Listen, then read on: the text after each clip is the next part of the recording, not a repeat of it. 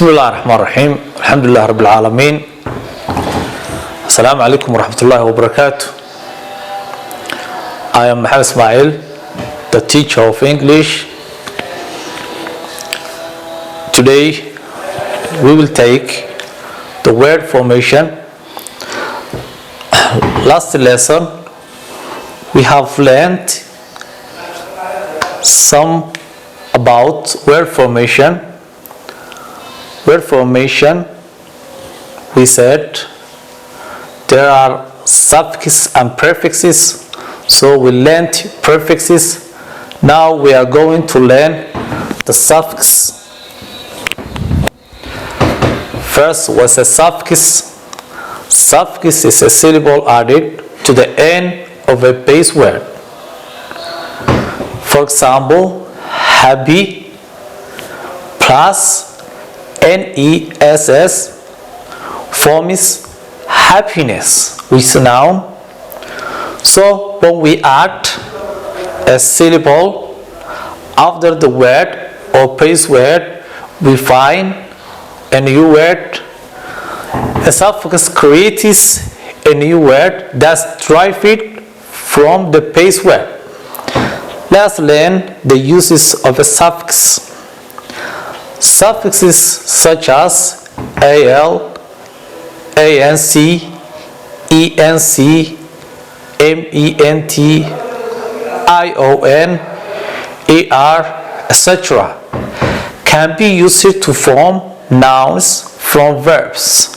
For example, the verb betray plus the suffix AL becomes betrayal with noun.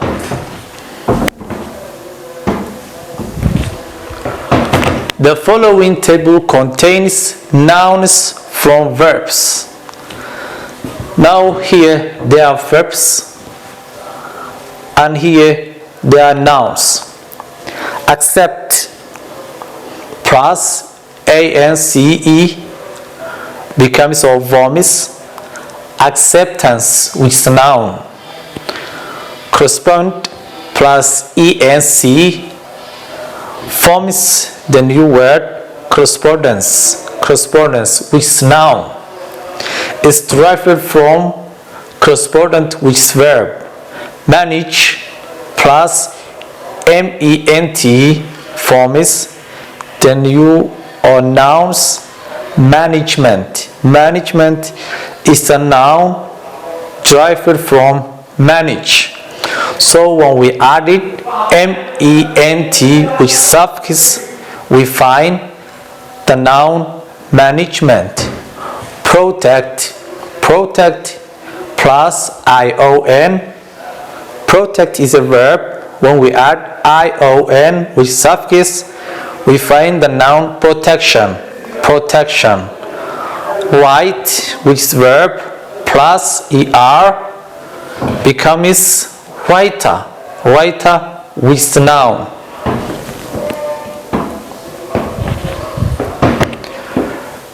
A suffix can be used to form the plural of a noun. Example, patch, patches. Patch is a noun, singular. Patches, when we add ES, we find the plural form of patch, which is patches. The tense of the verb. Suffix can be used to form the tense of a verb. Example, go becomes go plus ing, going.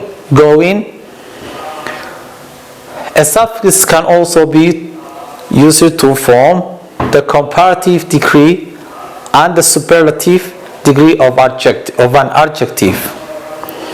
If the adjective does not end in a vowel, we add ER to form comparative degree and EST to form the superlative degree. For example, tough, tougher. Tougher is the comparative form of tough. Toughest is the superlative form of tough.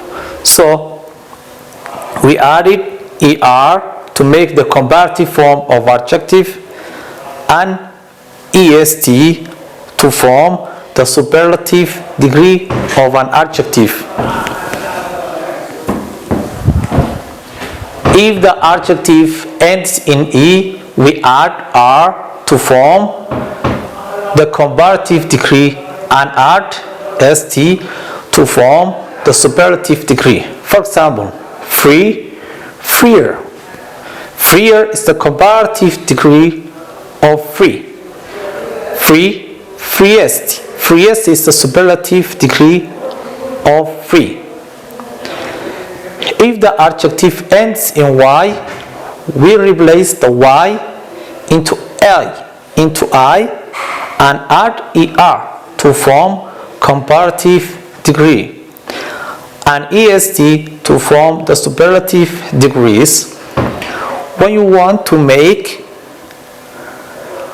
a comparative and superlative and the adjective ends in y, drop the y, then add IER to form or to make comparative, and when you want to make superlative degree, add EST after dropping the y, then you get the comparative degree. For instance, happy ends y, so happier, y is changed into I or replace it into I and then added ER to make the comparative. Happy, we drop it y, then added IEST to form the superlative degree of an adjective. Suffixes such as ity, hwod, ness, ty, ry, etc. can be used to form nouns from adjectives. Example, active plus ity forms activity. Activity. Okay. It's nouns from adjectives. The following table contains nouns that have been formed from adjectives. Adjective false becomes falsehood. Bold becomes boldness. Certain becomes certainty. Rival becomes rivalry.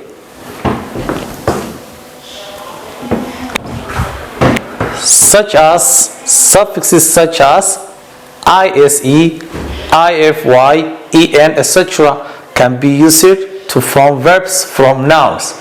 Example, colony plus ise, which suffix becomes colonize, which is verb. Class plus ify becomes classify, which is verb. Black plus en becomes blacken. Suffixes such as ise, ify, en, etc. can be used to form verbs from adjectives. For example, fertile plus ise becomes fertilize. Tight plus en forms tighten. White plus en becomes whiten.